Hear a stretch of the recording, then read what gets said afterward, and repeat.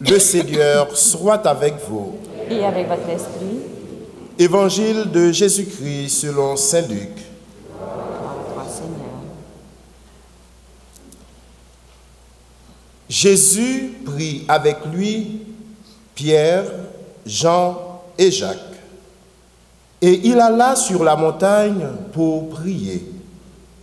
Pendant qu'il priait, son visage apparut tout autre.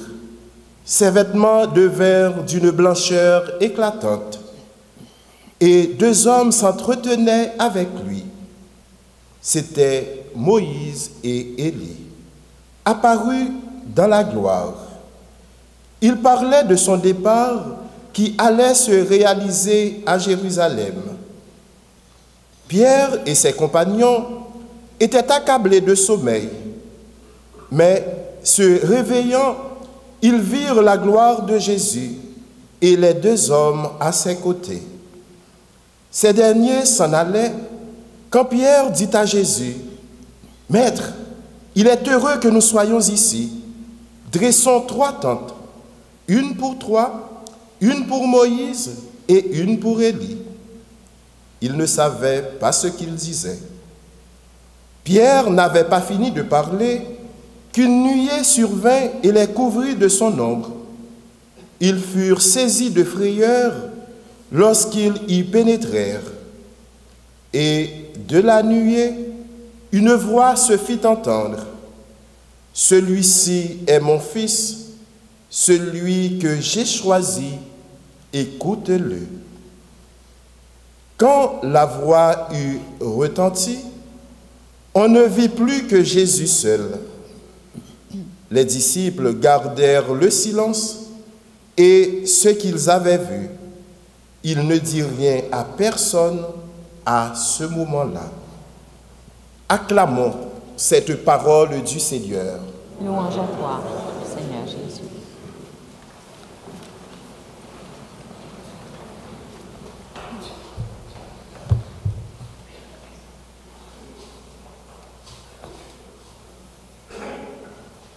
Mes amis, la semaine dernière, nous avons laissé Jésus après ses tentations et aujourd'hui, c'est la transfiguration. Un événement central dans sa vie. Jésus entend le Père lui dire « Tu es mon Fils bien-aimé, celui que j'ai choisi. » Jésus entend dire par le Père son identité et sa mission aussi. Et c'est en présence de Moïse et d'Élie. Moïse et Élie qui représentent la loi et les prophètes. Tout ça, ça signifie que l'ancienne alliance, elle est réalisée et que maintenant nous entrons dans la nouvelle alliance. Et c'est Jésus qui est au centre, c'est Jésus qui réalise la nouvelle alliance. Écoutez-le. C'est maintenant vers lui qu'on se tourne. Écoutez-le. Ces paroles sont pour Pierre, Jacques et Jean. Écoutez-le.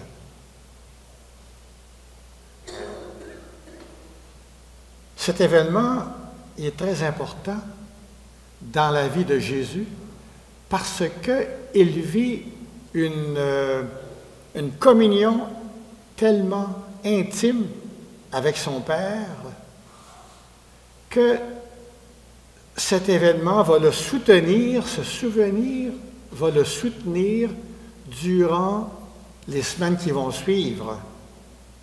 Parce que Jésus monte vers Jérusalem, sa dernière montée vers Jérusalem, qui sera en même temps la montée du Calvaire. Au pied de la montagne, c'est la croix qui l'attend. Et au pied de la montagne, le Père va garder un silence lourd et mystérieux. Jésus vient de se faire dire « Tu es mon Fils bien-aimé » Et ça va être le silence du Père jusqu'à la croix, inclusivement. Tellement que Jésus va lui reprocher « Pourquoi m'as-tu abandonné ?»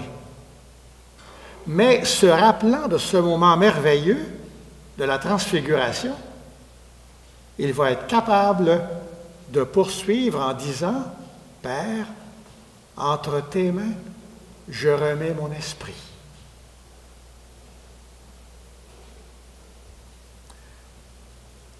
Mes amis, il nous arrive, nous aussi, d'avoir des moments forts dans notre vie. Des moments qui peuvent servir de mémorial.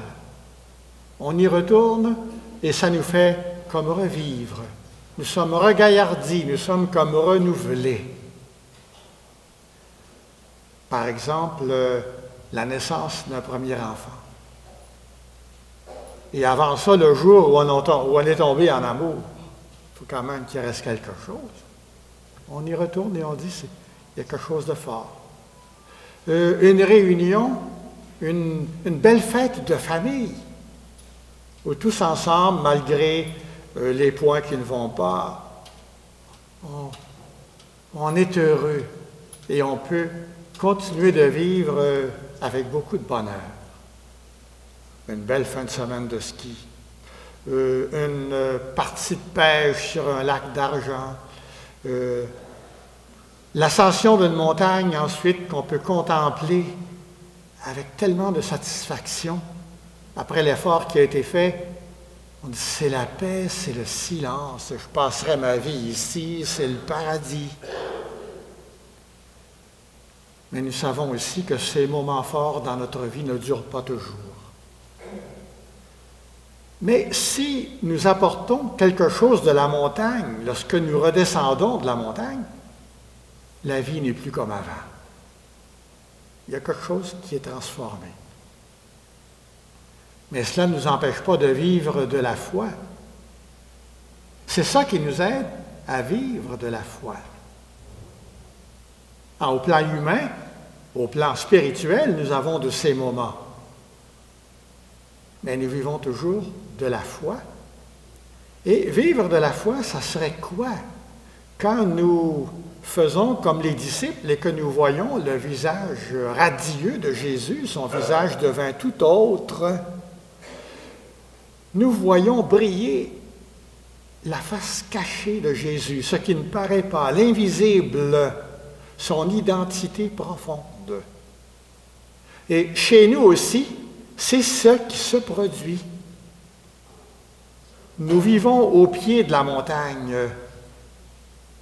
Nous avons nos doutes, nos croix, nos difficultés, nos travaux, nos succès, nos échecs, nos maladies et tout. C'est la vie courante. La plaine, c'est plate. Et des fois, notre vie dans la plaine, elle est plate aussi. Et nous nous disons, nous sommes plus que cela. Nous nous rattachons au visage changé, au visage qui ne paraît pas de Jésus. Parce que c'est aussi le nôtre. Lorsque moi, je rêve à la vie éternelle, lorsque je me dis, ben oui, mais je suis appelé à vivre avec Jésus, avec mes frères et avec mes sœurs, dans la vie éternelle, en réalité, ce n'est pas un rêve. En réalité, c'est un appel qui vient du très profond en moi, d'un niveau qui ne paraît pas. Mais c'est un appel, ce n'est pas un rêve, parce que je suis né pour cela, je suis fait pour cela.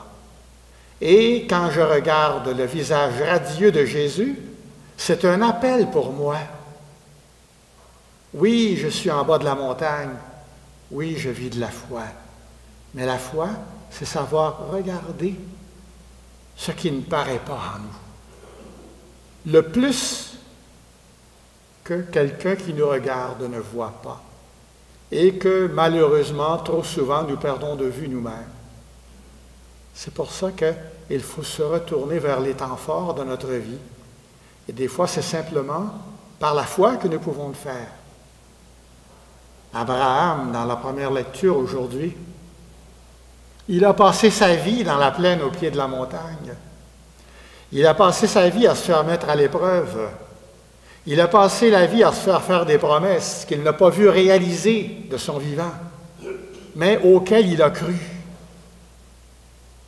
Saint Paul nous disait dans la deuxième lecture que si nous acceptons justement cette descente de la montagne, si nous acceptons que le doute, la souffrance, la croix, l'engagement fassent partie de notre vie, nous sommes déjà des citoyens des cieux, même ici. C'est facile d'être réveillé quand nous pouvons avoir un bonheur qui ne coûte rien, qui nous rapporte tout et qui ne demande pas d'effort. Mais peut-être que quand nous entendons la vie tout court, ou que nous entendons à travers notre foi les appels du Seigneur qui nous dit nos engagements et les croix par lesquelles il nous faut passer, peut-être que là, nous pouvons être comme les 3 disciples, accablés de sommeil. Puis dire, Seigneur, tu sais, aujourd'hui, c'est trop fort pour moi, puis je n'entends pas bien de cette oreille-là d'où vient ton appel. Regardez avec foi Jésus. C'est ça qui va me sauver. C'est ça qui va me faire marcher. Il y a une très belle définition de l'Église qui est donnée par Vatican II dans le document Lumen Gentium, la lumière des peuples, qui est celle-ci. L'Église, c'est le peuple de ceux qui regardent avec foi Jésus. Le peuple de ceux qui regardent avec foi Jésus. Le Jésus que je regarde, le Jésus en qui je crois, c'est Jésus, Fils bien-aimé du Père, qui a accepté de descendre de la montagne pour s'engager totalement jusqu'à la croix, jusqu'à la mort, et qui, aujourd'hui, est vivant pour toujours. C'est Jésus qui me dit, regarde le ciel, mais tant que tu es sur terre, vis pleinement ta vie sur terre. Mes amis, regardons avec foi Jésus.